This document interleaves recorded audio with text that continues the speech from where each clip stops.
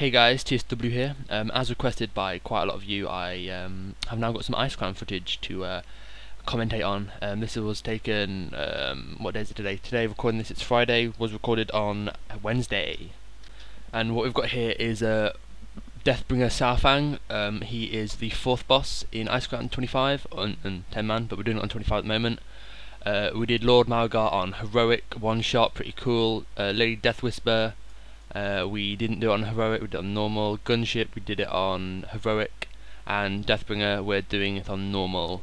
The main things to know about Saurfang is that the Blood Link, basically, when he gets more more rage, he deals more damage.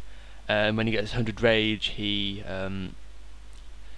gives someone a mark of the Fallen Champion, which basically does lots of damage to them, about like 7k damage ticks that they need to be healed. If you've got a Holy Paladin, you just want to like beacon them and then carry healing the tanks. There's very little raid healing until this happens, apart from the Blood Nova, which is the reason why you can see everyone spread out so much. I think it's 12 yards you got to be spread out, because the Blood Nova will kill you if you're stood next to each other. And I think the Mark of the Champion does splash damage as well, so you want to be spread out for that. You can just see that the ads were spawning them, the ads that he summons. When they hit things, they increase the boss's rage, which obviously you want to keep the rage as low as possible, so he gets to 100 rage as few times as possible, or not at all ideally, so he won't put a mark of the Fallen Champion on anybody, because that restricts your healing. And if you've only got like a couple of Holy Paladins or whatever, that's a couple of beacons going out.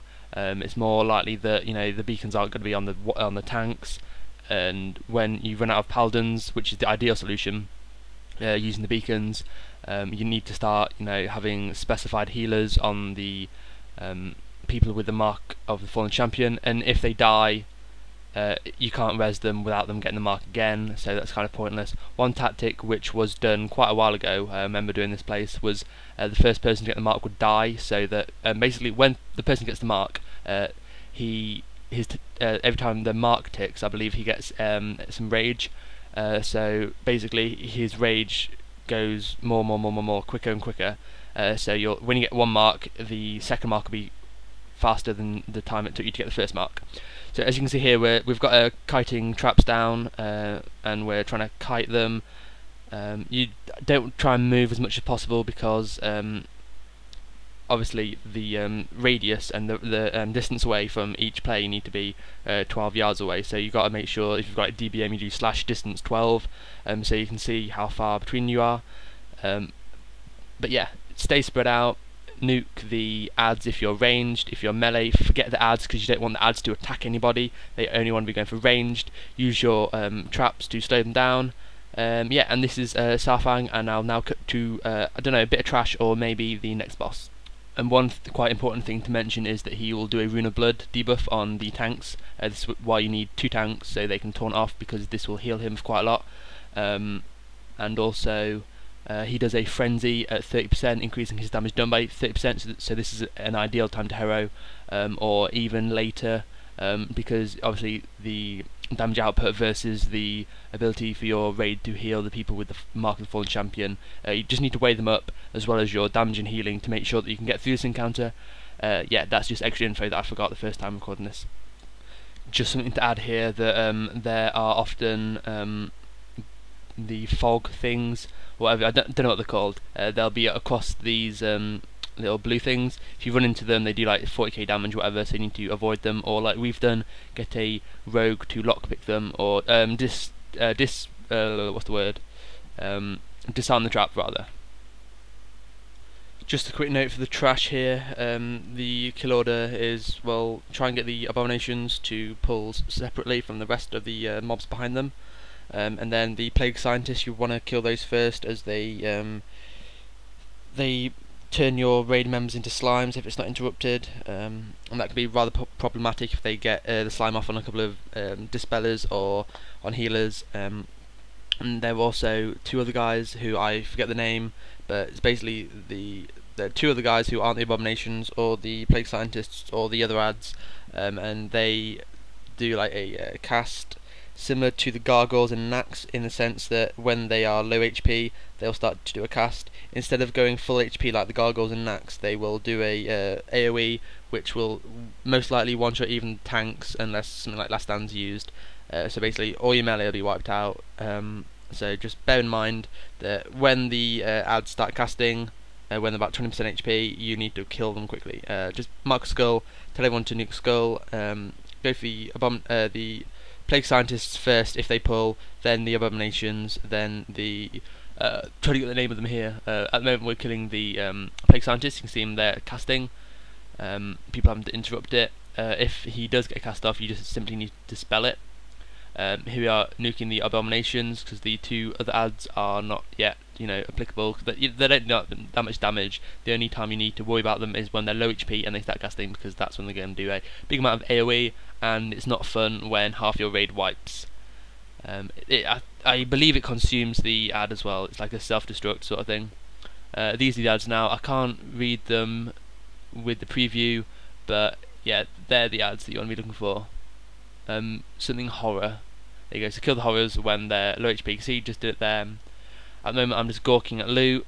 So you'll see him cast here. Now there you go. Blight Bomb. That's when you want to DPS, DPS, DPS.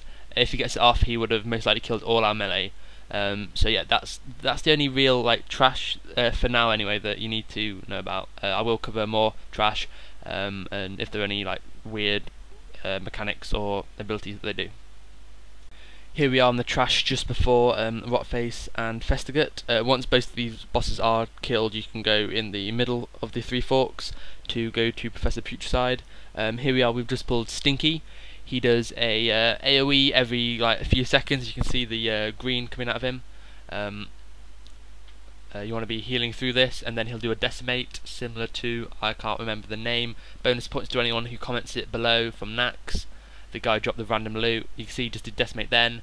The tanks do get a stacking debuff. Ideally you want to be taunting about 4. Definitely don't get it to as late as 9, and when it goes to 10, healing will be reduced by 100%. I'm not sure what I was doing here at the time, but I was just playing about. I had some friends round and they were just all watching me play. And yeah, basically just taunt when you get stacks. You can feel free not to taunt on 4 stacks, but whatever you think comfortable, and depending on how many tanks you have. And here we are on our Festigut encounter. We do end up wiping. I will not hide that from you guys. This is on heroic mode. Unfortunately we don't get to kill him tonight. Gas spore on me. Basically you have to make sure everyone gets a 3 of the gas spores, unless they're a paladin and can bubble or have any other really good survivabilities. You can see there on the boss there was a malleable goo, very similar to or exactly the same as a Professor Putricide's battle. You see on the left hand side there there's a green slime, malleable goo, and basically that's the difference between normal and heroic. Professor Putricide will be standing on his balcony throwing those down at you. You want to make sure you don't get hit by them, because it reduces your attack speed by 250%, which is never good, especially on a encounter where DPS is paramount and you want to be killing him before the enrage timer. And also the range have to move to make sure the gas spores are within their range. You can see that the AVR add-on, which is the add-on which shows you all the circles and the radiuses of all the abilities, and it is really easy to see when you're in range of the goo, or if you're being sick or whatever. You can see on the left hand side again, that's the malleable goo where it's going to hit.